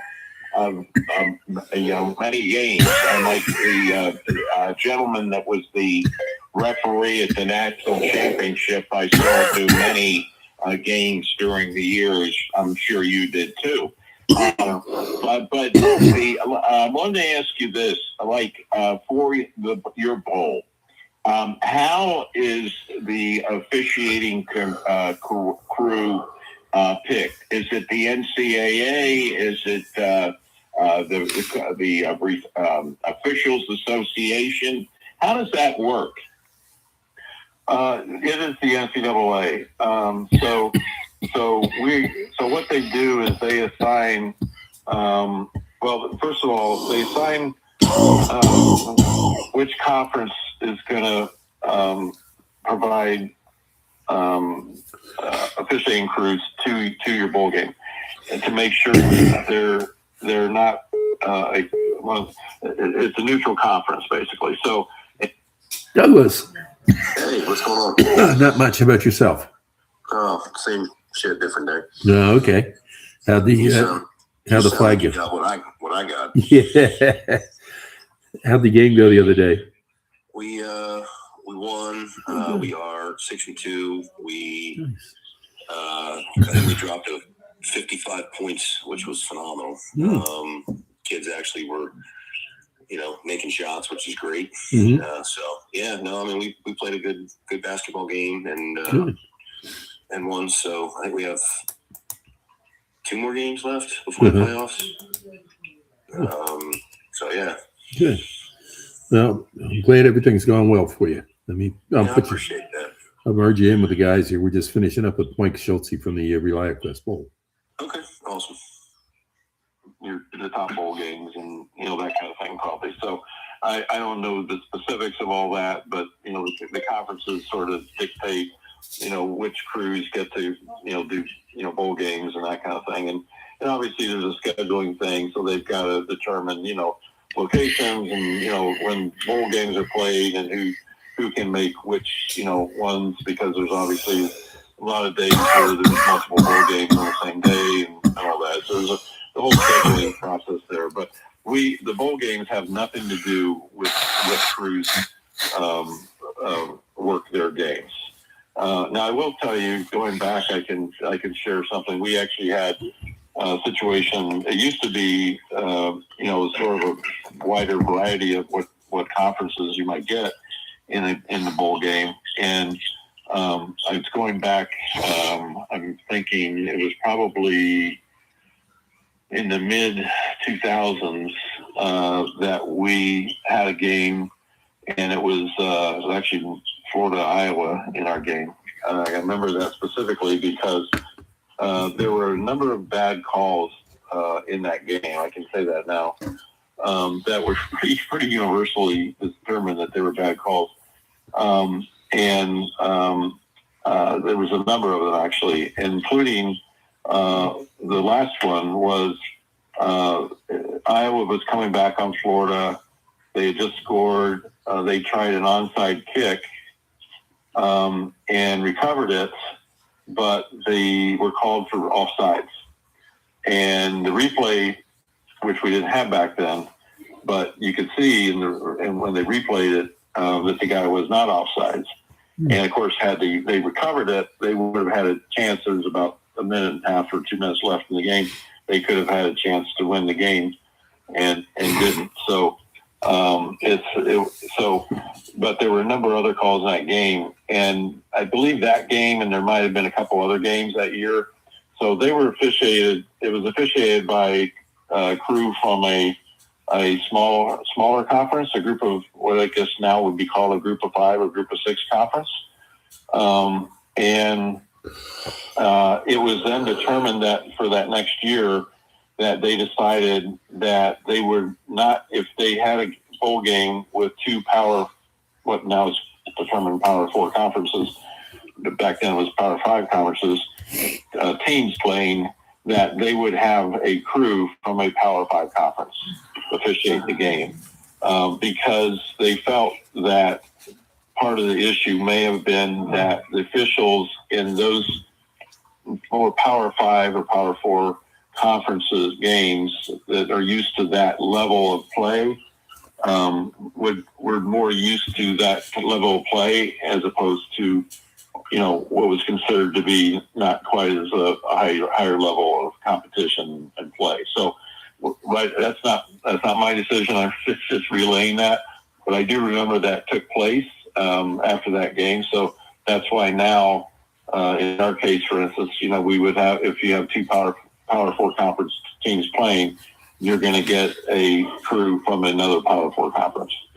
That's a long answer to your question, but No, that makes sense because I think it was an SEC crew for the national championship, and you had a Big Ten and an ACC school in the game, so that would make sense. Yep. that's what they do now. So, yep. Mike, we got after that game I mentioned to you, we got a lot of people. Back then there wasn't, social media wasn't a thing, of course, and so forth, but we got a ton of hundreds of emails blasting the bowl game for hiring such poor officials. And we had to say, hey, if we don't hire them, we didn't. We just pay them. And the guy, I can't remember the guy's name, the player from Iowa, who was called offsides, and every once in a while he'll pipe up on the social media or whatever. But I think I want to say, I can't remember his name, but I want to say his handle on his bio on his social media says something about to the effect of, I wasn't offsides. He's been carrying that with us for all these years. Hey, Don, twofold question for you. One is that a little bit of a dispute at the end of the season.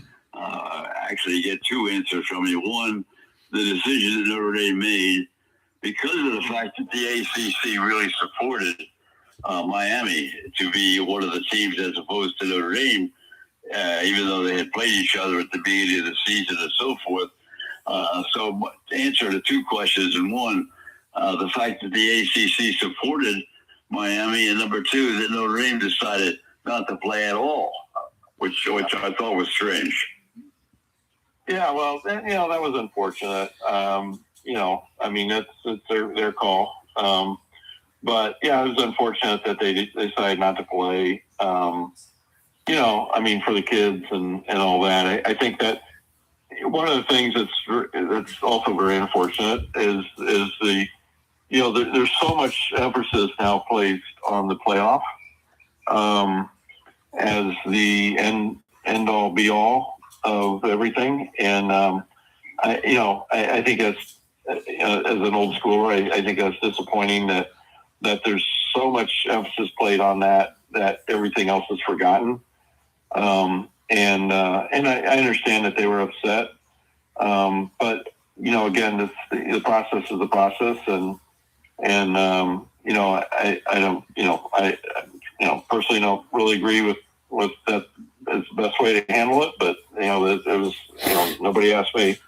I understand what they're saying about the ACC. The conference was trying to support one of their teams that who's a full-time member and everything.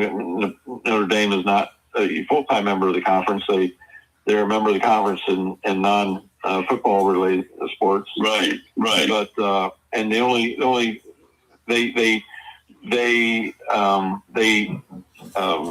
a part of the ACC for bowl game participation lineups. But that's it, as far as football side. So I can understand, Jim Phillips, wanting to make sure that, Miami, got their due, and I'm sure he would have been happy to have both of them in the playoff structure. Absolutely. At the end of the day, there's no perfect way to determine the playoff participants in college football, because it's not like basketball. And then we've said this before they even had a playoff. Everybody kept talking about, we need to have a playoff like we have for basketball. It's like, it's not the same thing. basketball, you play 30 games. You play pretty much everybody in your conference, typically twice. You have a lot of crossover games with other teams in other conferences and so forth because you play so many games. In football, you don't have that luxury. You can't even play. You can't even play everybody in your own conference.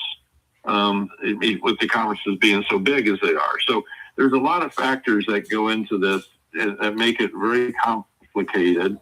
And when you expanded the playoff, a lot of people was like, well, you had 4 teams, it wasn't enough. So, you expanded to 12. Well, yeah, but when you expanded to 12, when they had 4 teams in a playoff, you had maybe 1 or 2 other teams that had a legitimate gripe that they weren't in the top 4 for the playoff, right? Because they had, very similar records or same records or maybe even better. When you go to 12 teams, now you've got even more teams that have basically the same records that can have an argument to get in. If they expand it to 24, like they're talking about, you're going to have about 20 teams that have a gripe to get in because 20 other teams are going to have the same records as the 24th team. So expanding the number of teams, when you do that, you're just making having more teams have a potential argument for getting in. And you look at the basketball tournament, there are 68 teams. They're looking to expand to 76 now. And what happens? Because there's 20 other teams that have the same record as the 68th team. Right. Similar. So you're never going to have a perfect system. You're never going to have a system where there's, it's just absolute. In my mind, the season is part of the playoff, if you want to look at it that way. Hey, Mike, how you doing? Doing good. Good. Okay. How you feeling? I'm fine. Oh, good. Okay, I'm going to merge you in. We're just finishing up with Mike Schulze from the Outback Bowl. All right. And you win your conference, and and then you take the conference champions, and maybe the top 8 conferences, and they play playoff, and they go from there. I mean, that if you're talking about just doing a playoff to determine who the champion is, who the top team is, that makes a lot of sense. And then of course you have your conference championship games, which again, whoever you want to do it that way, then do it that way. Whoever wins the conference championship game, that's your entry into the playoff, and there you go. But what this is all about is money. And it's about having as many games as they can to make as much money as they can, because now they got to pay the players millions and millions of dollars, or in total, that they have to spend on a roster. And and so the only way they can get that money is to have more games, more playoff games, and have TV pay more money. And I'm with you, Mike. It always comes down to the money. It always goes down to the money. Show me the money. It's not so. Show me the money. Frank, we'll let you close out this segment, Frank. Well, one quick last point on that. So my point in all that is that when it's all just about that, and you throw away the idea of what is it we're actually trying to achieve here. We're trying to achieve a national champion. If we're a national champion, are we trying to achieve, making sure everybody participates, gets the participation trophy? What is it that we're trying to achieve? And when it's basically about money, and you end up having to put in rules where, well, we're going to take these guys, but then we have to be able to include this conference or another conference here, so they don't get left out, and et cetera. And you have the more rules you have in place, and the more restrictions you have on it, okay, the less simplistic it's going to be, and in some cases, the less fair it's going to be. Frank? Yeah, Mike, again, I want to thank you for being on with us. You always bring an insight that we don't have available to us, and we appreciate everything you do for our sports network and every game, and we thank you for your friendship. Thank you. Appreciate it. Okay, partner, we'll talk to you again. Football's just around the corner. It's always football season. It's spring practice. Spring practice will be starting up along with baseball. Okay. Thanks a lot, Mike. Always a pleasure. It's wonderful to hear your voice and hear that you're recovering well, and the prayers were answered. Yeah. Well, now we'll go down to Boston, to the Baltimore, Washington area. We'll get Mike Zimzak, first of all, our expert in the world of soccer, as well as a few other sports, and also Doug Hamilton, our PGA master professional, and will also join us to talk about what's going to happen out in the desert this week. And let's start off. Don, I just want to give you a bulletin. I want to give you a bulletin that just came across. Very interesting. Jeff Stoutland, the outstanding offensive line coach from the Eagles. The Eagles have announced he is stepping away from football. And Jeff Stoutland is, all the linemen that played during his tenure will all tell you how great he is, and everybody knows. Believe it or not, he came in under Chip Kelly, and then Doug Peterson, and then Sirianni, and he's been there. And he came, I believe, he was on Nick Saban's staff at Alabama when Chip Kelly got him. So the Eagles have put out a lot of announcements about thanking him. This is a big move, okay? A big move on the Eagles coaching staff. And I think it's going to be very interesting to see whether he winds up going to another team or whether he's just stepping away, maybe retiring, or whatever. I do think one of the reasons is that the offensive line has problems. And this is going to be probably a rebuild because of the age and the injuries.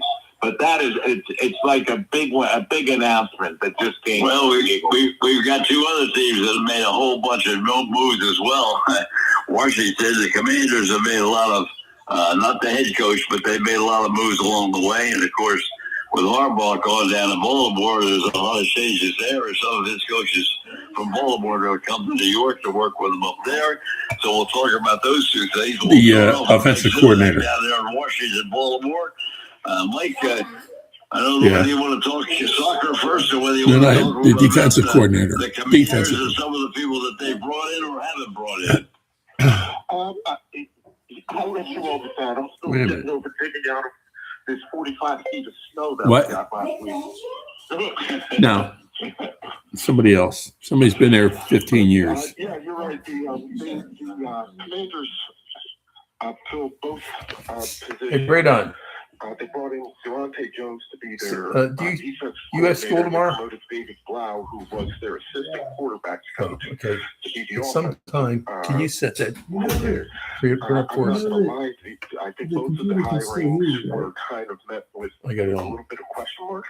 What's your phone? The live. Like, the organization kept stressing that the You planning got to and the set play this thing calling up. and the Okay. creativity that they saw in both of these Nothing. guys. Nothing. These are really two important moves for Dan Quinn, because what happens next year is really going to determine. He's probably going into Dan Quinn's probably going into the season on a bit of a hot seat, and how the team gets plays next year is going to determine his future in DC. Did you get in the children? Moving a little bit north of there, Doug Hamilton. How about the Ravens? How about with Harbaugh going and how the supporting coaches holding up there? Well, I mean, I think we're trying to figure out who's staying, who's going. I think there's been, I wouldn't say a mass exodus, but a pretty solid fling the coop. Zachary Orr's not coming back. Todd Monken was named the Browns head coach. They didn't retain T. Martin. There were other special teams guys. I think Horton went with Harbaugh. He took other administrative assistants and other people with him as well. So there's still some individuals that may look elsewhere for their next positions. Head coach Jesse Minter, and I don't know how this process works when you talk about, did the Baltimore Ravens hire,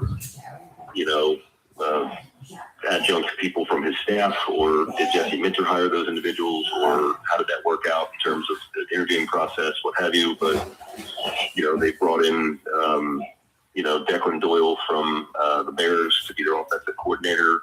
29-year-old guys, never called plays before. They brought in Joe Lombardi as a senior offensive coordinator consultant. Anthony Weaver's their defensive coordinator, which we've already heard that Jesse Minter's going to be calling the defense to the plays, so I'm not sure exactly what his role is. They brought in a college coach from Notre Dame, Mickens. They've got an offensive line coach I think they got from Atlanta. So they're trying to round out their staff, obviously, as we continually move towards, the end of this, calendar football season into,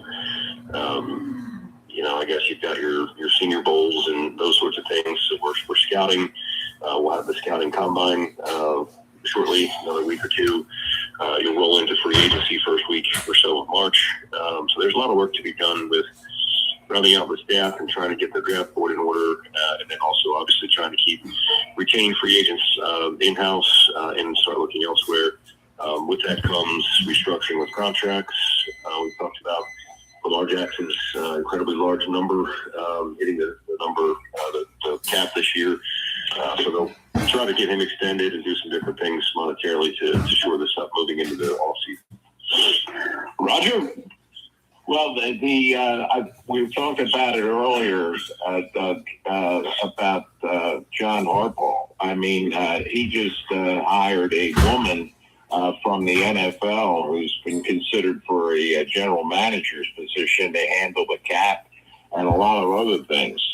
And you can just see, and Don said it earlier, you can just see that John Harbaugh is putting his stamp on the football giants.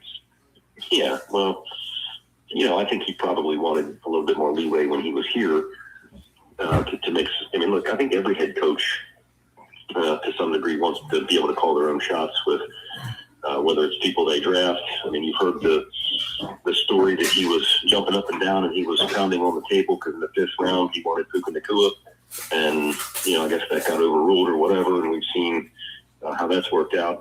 But I mean, that's a dual-edged sword. When you talk about head coaches that have that kind of power with regard to, drafting people or whatever moves they make as opposed to coming from someone above them. And that finds its way into fruition with any sport you talk about. I think if you look back to Buck Showalter's days in Baltimore, I think he probably wanted a little bit more say and some different things that were going on as well. So, yeah, just got to be careful of that. Mike, before we go a bit of the Super Bowl conversation, anything you want to touch on the world of soccer before we jump somewhere else? Well, before that, I want to ask Doug if he caught Tom Monken's comments on Jim Schwartz at his opening press conference for taking the Cleveland job. Right. Recall exactly what he said, but I think he said something to the effect if he came to Cleveland to coach the Browns, not Jim Schwartz or something of that nature. I don't know. Yeah, I was just found it interesting, like that his first public unveiling, his first words to the team, and he's already out there taking shots at Jim Schwartz, talking about how when he was game planning, he didn't game plan for Jim Schwartz, he game planned for the players, and came to coach the team, not to work with Jim Schwartz, and not to really. And I love it, whatever you say, with all due respect, because right after that, whatever you follow is going to be completely disrespectful. Yeah, I didn't game plan for him, so I wonder how that relationship is going to go. Well, Jim Schwartz has already been quoted as saying that, I think being passed over for that head coaching position is going to. I'm out of here. He wants to leave, and I think he's under contract for a year. But you know how that works. Yeah, he's going to kick and scream until he gets his way. That's the NFL way. They specifically said that they wanted to keep him. Now they could easily let him walk. And defensive guys have said that They want him to stay. Myles Garrett's been very public about the fact that he wants him to stay, that they were rallying for him. I just found it very, when you could have said nothing, you could have just said, "Oh, I look forward to it," or "We haven't spoken yet." You could have said nothing. You went in that direction. Myles Garrett doesn't know his elbow from, his eardrum. I mean, he's obviously the most disruptive NFL defensive player in the league right now. But he went from saying, "I want to play for a contender, please trade me," to, "Yes, I'll accept the multi-million-dollar contract," to, "I want to be traded because I want to play for a contender," right? So what are we talking about? Well, I said last week, I'm not a great sports fan to begin with, but to start with that kind of controversy, Blake, I have to agree with you. I mean, just do your job, and if you have a year to go on the contract, and they're not gonna let you out of the contract or whatever the case may be. Do the job, and then go from there. Let's make a reference to the late great Tommy G, who obviously had his fingerprints all over this show, who was a Cleveland Brown fan. The Cleveland Browns have to be one of the worst organizations going in all of professional sports. They really have to be. Aren't they still on the hook for, just look at what's happening there. They've got Deshaun Watson. Aren't they still paying him? Yeah. Oh, yeah. Oh, absolutely, they're paying him. Yeah, I think there's still $100 million in the hole on that. It's ridiculous. Now we're talking about, Todd Monken's already gone on record saying he doesn't know what he wants to do with quarterback. And, we got Deion Sanders propping up his kid, Shador, who made the Pro Bowl for whatever reason that I don't know, that maybe no one else wanted to, whatever. He thinks that's great. Come on, the whole franchise is a bleep show. There's really nothing good about it. And it keeps perpetuating itself. That's why it's going to come. Cleveland, just like the Mets are going to Mets, Cleveland's going to Cleveland. Right. But to answer your question, MLS is starting to get underway. And they haven't really. This has actually been kind of another quiet transfer season. Not a lot of big names making their way to MLS. I haven't seen anything, but again, a lot of unknown players. Philadelphia Union, they is one of the teams. They basically turned over their entire roster, and I'm looking up and down at the players, and I'm saying, I don't know most of these guys. They're top, Michael Ura, they're top, and Ty Barrigo, their top two goal scorers from last year, both gone. Kai Wagner, who was their, I think 3/4 of their starting defense is gone. So Philadelphia's going to have a really different team starting off.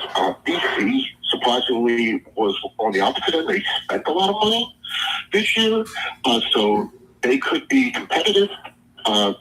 Roger, they could be in the same boat as your Atlanta United, where you spend a lot of money and it just doesn't necessarily pay out for you. As I've said on this show a billion times before, the margins in MLS are very, very thin when you look at them. That you can assemble a team, but if those parts don't fit together perfectly, it's going to be tough. But again, each of these teams is going to play 34 games, and at the end of it, Lionel Messi's probably going to win. Mike, real quickly, two things. Their speedy contract I don't understand. Secondly, the way they seasoned them, the way they were playing, I don't understand how you get a foul when they're playing on a Saturday or Sunday and then they don't play for or whatever. I don't understand their scheduling, what they're doing. I don't know either. There are international breaks that they are required to take, right? And so if there's a mandated international break, they're required to leave to release players. And so there will definitely be some international breaks. They did say this year that they are doing away with paywall. So after really 3 years of this experiment, they've gone back. Apple has gone back to what we've been saying a while ago, that this idea of putting MLS behind as an add-on service to an add-on service is not working. They're clearly not getting the viewership numbers that they wanted to. So it'll just be on Apple TV. I bet you that'll make it a little bit more, a little bit easier to watch, because I don't get the sense that people were paying for it. The product. I like MLS soccer. I know what it is. You're still watching essentially a minor league version of soccer, and it's not worth. I have a hard time seeing the value and having the desire to pay $40 a month to watch this. It just that just doesn't make good financial sense. So I'm happy that they saw that. The most interesting thing is, though, the plan to go to a fall to summer season, which is going to put them in direct competition with the NFL and have them play in some tough games in some really cold areas. So if they're able to not only get fans watching, it's going to be very interesting to see if they're going to be able to sell tickets. I've said for a long time that soccer is a better summer sport over here, and just because they do it differently in Europe doesn't mean that we always have to do what they do. I think that it's going to be. I think it's going to be a mess trying to compete with college and pro football for soccer. It's just not going to work well for them. Okay, Roger, maybe you want to go in a different direction. No, I'll stay with that because I think that if baseball goes on a lockout next year, and the MLS would be a good means of people going, to go out and see a game on site. If baseball goes, you're right. If baseball goes out on the lockout, but if your main competition for sporting eyes and sporting dollars over the course of the summer is baseball, I mean, that's not really that much competition. I love baseball to death, but it's not something that I'm watching on a regular basis. It keeps me company more than anything else.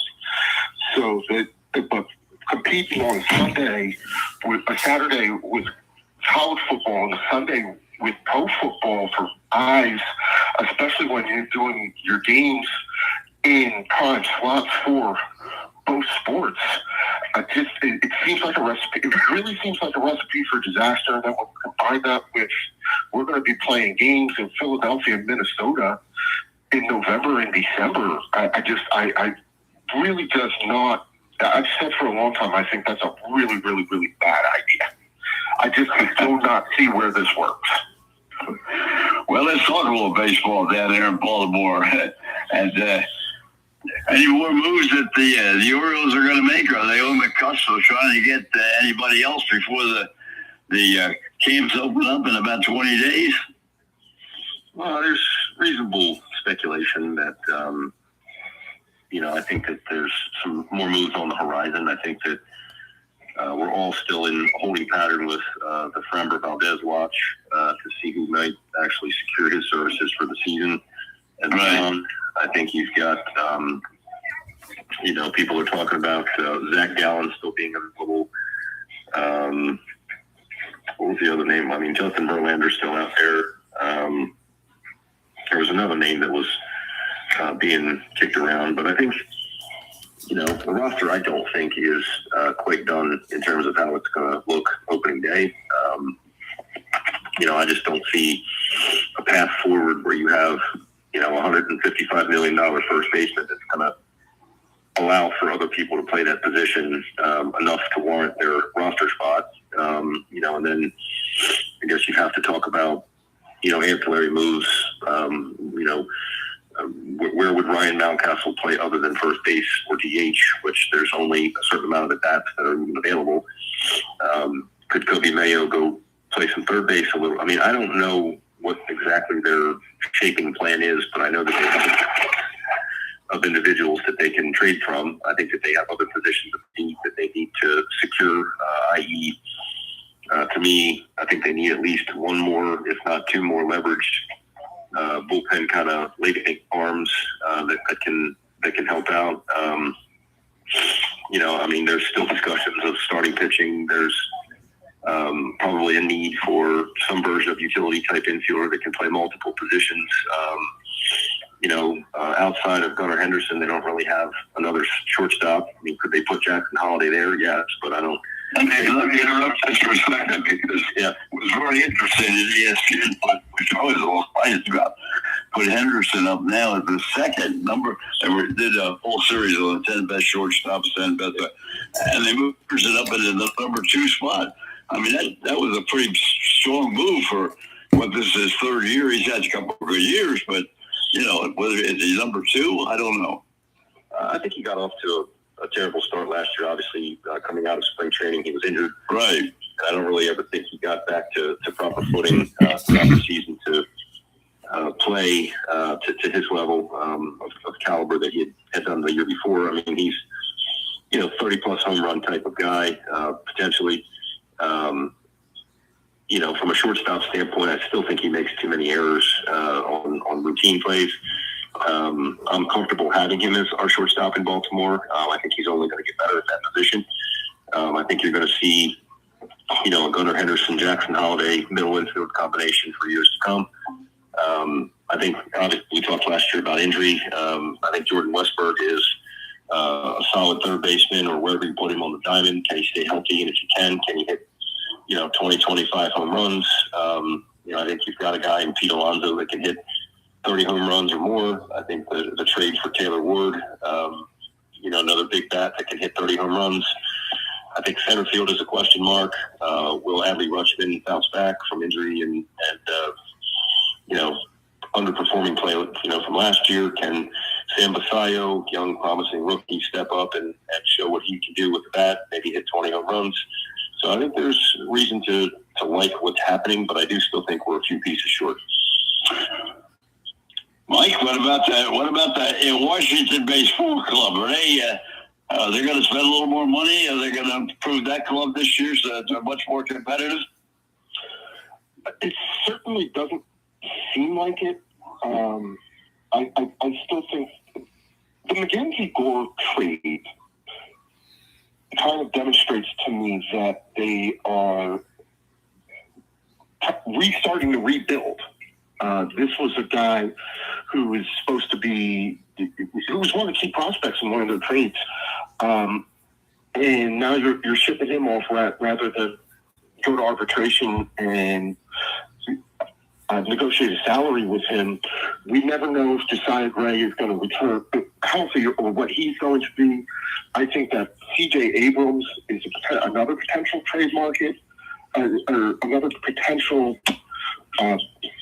trade chip, and they're just going to stock up prospects and almost reboot and restart again, this time under a new manager and a new GM. I mean, with the Nationals, it's 6 years since they won the World Series, and I feel like we're in the second year, the 5-year plan for the 6th year. Roger, we got 3 minutes left. We'll let you close around with these two guys and see what your ideas are. Well, we need to talk a little bit about golf with the Master Pro, and we talked a little bit about soccer. But I did want to say one thing, Mike. I brought up earlier that the Braves have gone back, and they did it last year, I guess the year before. They've gone back to a number of games on over-the-air television. And, with all these networks, sports networks that have gone belly up. So I think that may be the avenue that the MLS needs to go, is to get more on over-the-air television. Go ahead. I know that MLS would love to be on over-the-air television. The problem with MLS over-the-air television is ad revenue. You can't show, you have 2 45-minute plus ads where you can't show a single commercial. You really can't do any ads. You can't do any sponsorships. It's unlike any other sport where you have regular timeouts for TV, for commercials, for ad revenue. And one of the biggest problems, that's why so many places, so many networks want to put it behind as an add-on service, is because that's the only way that you can make any ad revenue off of it. There's no, you can't stop the match for commercials. You can't break for commercial. And then your halftime show can't be all the commercials that you would normally show in a 90-minute broadcast. Well, they could find a way. Hockey did it years ago. When you have a ball that goes out of bounds, okay, you take a 1-minute break. something like that. I think it not can how the happen. game. That's not the way the rules of the game don't allow for that. That's the problem. I understand, but I think maybe you got to do. You got to make some adjustments, but that's it. What about golf? Yeah, I think you're likely looking at one of the most exciting events on the schedule this year with the waste management and the partying that ensues. I think your odds-on favorite is Scotty Scheffler at about 3-1 to win the event. The next guy after that is Endo Shopley at about 20-1. So I think that kind of tells you what you need to know about what's going to happen here.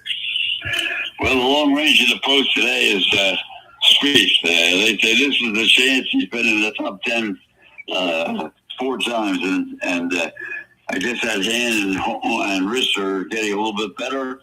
And they said it's a long shot. It's a long shot bet that I think he's 20-1 going into today, and they think he's to pick the player. If you're looking for a dark horse, he's the player to pick.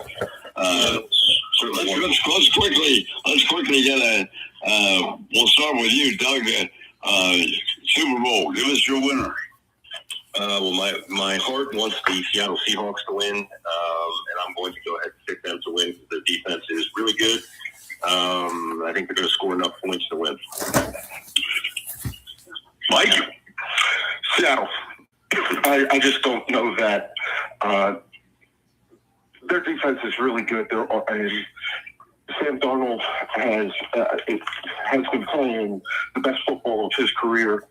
I just think that everything lines up for them to avenge that heartbreaking loss to the Patriots in the last time they were in the Super Bowl. Well, Roger, you and I both thought Seattle as well.